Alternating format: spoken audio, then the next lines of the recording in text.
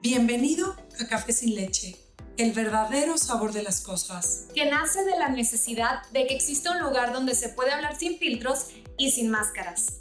Recuerda que somos esas personas que nos mostramos desde la esencia. ¿Realmente eres feliz?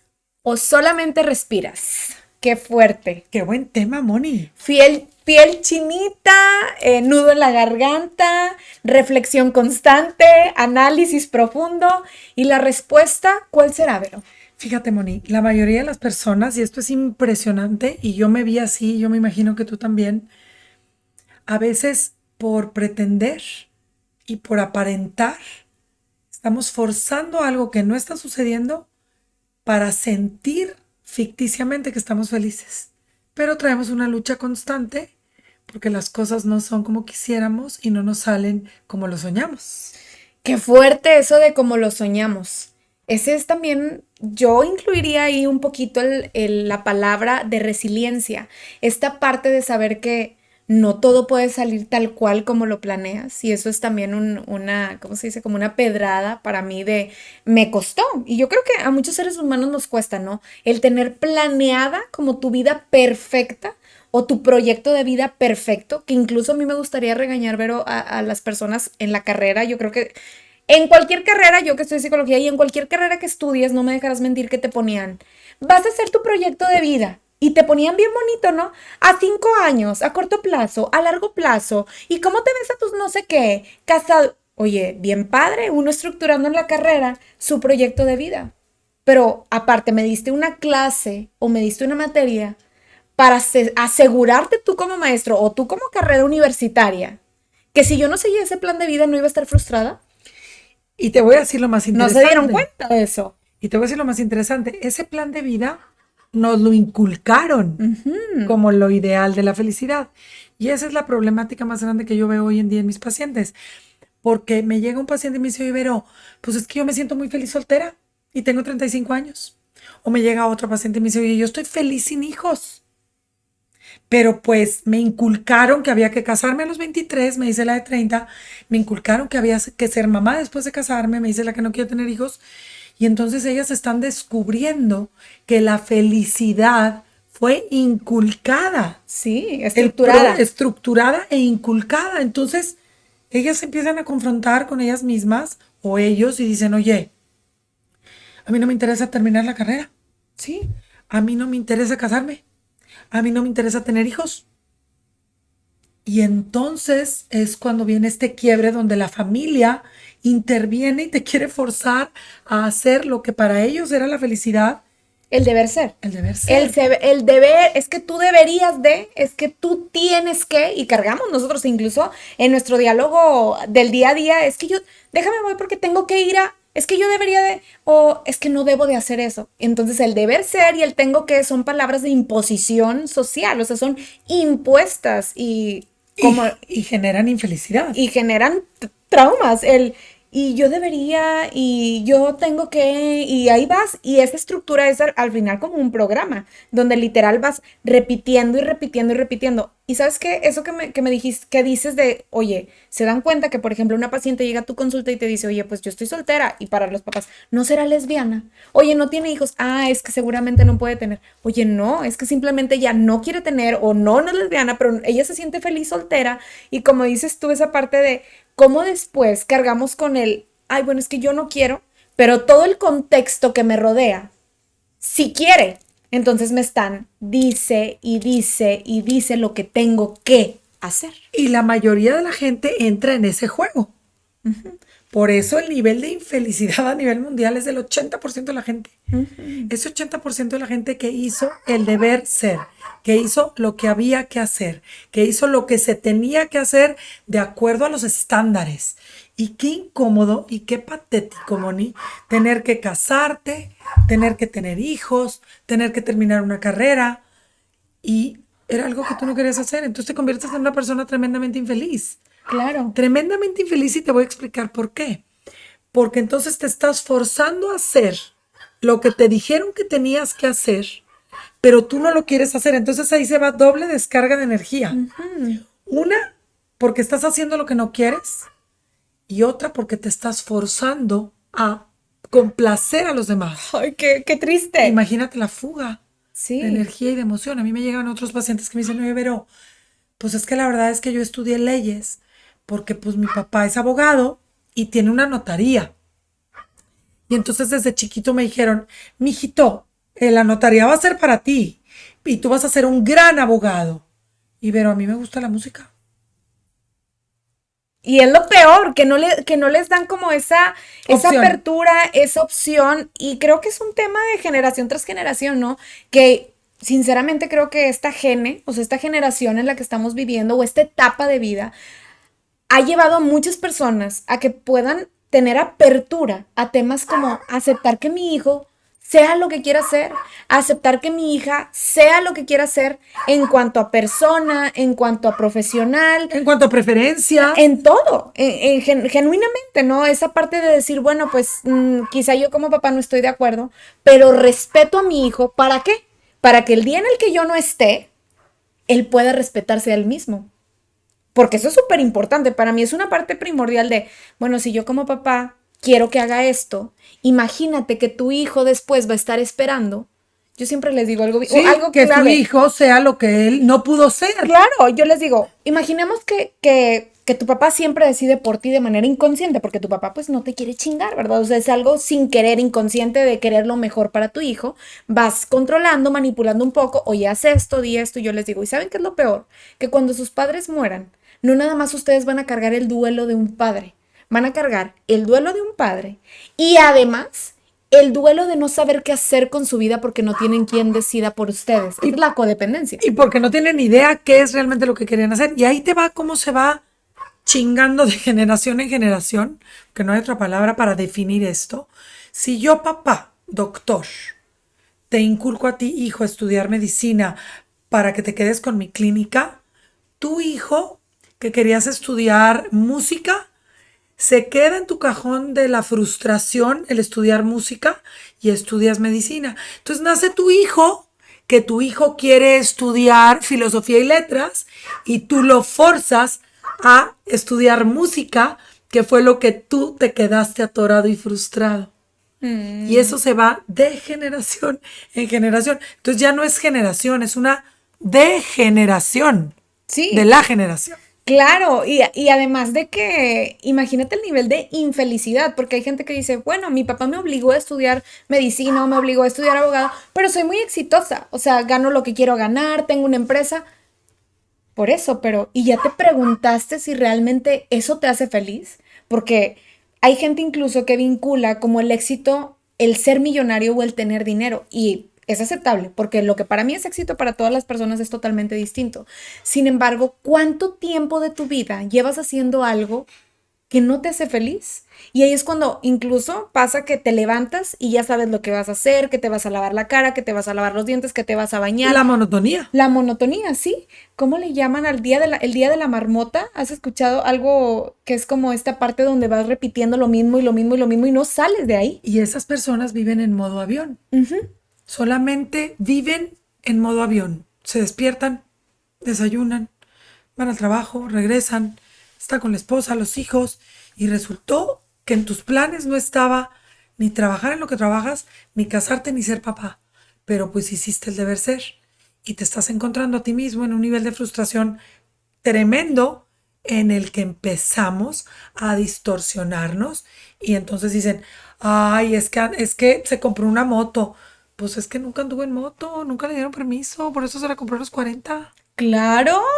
¿Sí me explico? Sí, vas O cumpliendo. abandonó a la familia. Híjole, sí la abandonó, pero es que él siempre quiso ser un alma libre y lo obligaron a casarse. Entonces, también un poquito, Moni, el tener empatía y el dejar de señalar y de juzgar, porque nadie está dentro de la frustración que el que le está viviendo. Sí. Y esto genera estrés, ansiedad, que Depresión. que la pegues con todo mundo, que estés malhumorado, porque no estás siendo tú. Sí, estás siendo lo que alguien quería que tú fueras. Y yo me pongo de ejemplo. Yo estoy esperando a que Valentina se gradúe para irme. Y fíjense qué chistoso, y este es algo interesantísimo. Y quiero que lo entiendan las que no son de Monterrey, que tienen más fortuna. Si tú como mamá, Moni, vives en Culiacán, Sinaloa, y tu hija a los 16 años se va a ir a Monterrey a estudiar al TEC, tú no estás abandonando a tu hija, porque tu hija se tuvo que ir a estudiar al TEC de Monterrey. Claro. Pero tú tienes la fortuna de vivir en Culiacán. Pero si yo, Vero Marcos, vivo en Monterrey y cuando mis hijas entren a la prepa me quisiera ir a vivir a Detroit, yo las estoy abandonando. Claro. ¿Entiendes? Sí, totalmente. Entonces, qué padre para las mamás que son foráneas, que desde los 16 años que sus hijos se van a estudiar fuera, como en Estados Unidos se van, se liberan y empiezan a hacer lo que ellas quieren. Bueno, a mí no me tocó eso. A mí me tocó estar en Monterrey y mis hijas estudian en Monterrey. Entonces yo ya estoy contando los días para que se gradúen y poderme ir a vivir y a hacer lo que yo siempre he querido hacer. Porque a mí no me preguntaron si me quería casar o ser mamá. Yo me fui por el redil. Y poca gente se atreve a decirlo, yo lo digo.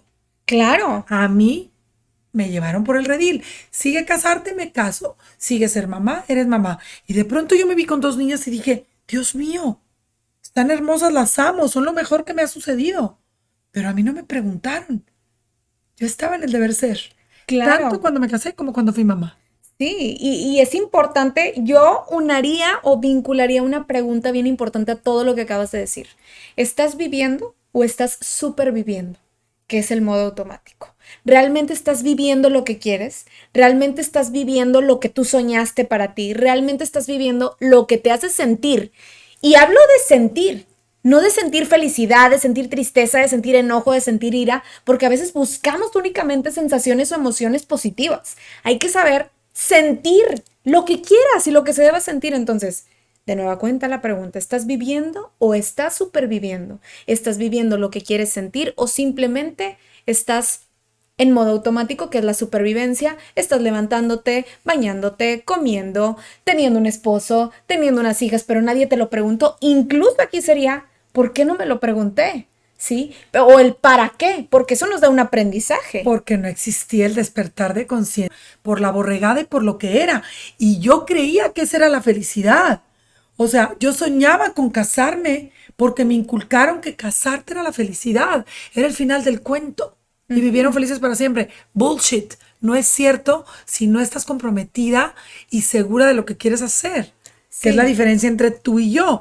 Tú lo hiciste en conciencia. Sí. Tú sabías a lo que ibas. Sí, claro, después de toda una historia, de cargar también esta parte, bueno, fíjate que yo siempre fui muy rebelde, eso sí, esa rebeldía que gritaba o que pedía a gritos atención, ¿verdad? Desde otros sentidos o desde otra perspectiva, pero al final era esta parte de a mí me vale Mauser, ¿sí? O sea, yo quiero hacer esto y claro, mi papá todo el tiempo quería que yo estudiara medicina, quería que fuera doctora, supongo que ha de haber sido por ahí uno de sus sueños frustrados, mi papá es criminólogo, o sea, sí, y me dijo, oye, es que estudia medicina, pero es que no me gusta, me da miedo la sangre, no, es que estudia medicina, es que no voy a estudiar medicina, me da miedo la sangre y me fui fiel. A pesar de que tenía un tema súper intenso de autoestima. ¿Y sabes qué es lo que me ayudó a seguir mi sueño? Mi rebeldía. Ahí ni siquiera fue ni mi autoestima, ni el decir estoy viviendo, superviviendo. O sea, ahí simple y sencillamente fue mi rebeldía la que me ayudó a decir a mi papá, oye, aquí es terreno ajeno, es mío, a pesar de que soy menor de edad. Y a mí mi rebeldía me catapultó porque mi papá era tan open mind y tan abierto que él al contrario.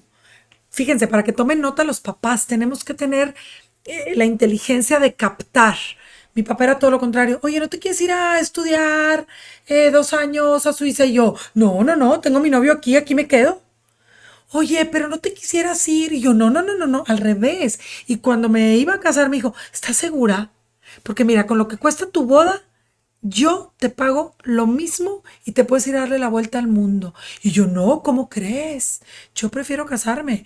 O sea, así o más estúpida y cegada estaba yo. Sí. O sea, ahorita le dices eso a una persona en la actualidad. Sí, no. Y se va a dar la vuelta al mundo y le dice al novio, si me amas, me esperas. Pero yo esta oportunidad de vivir, no me la pierdo.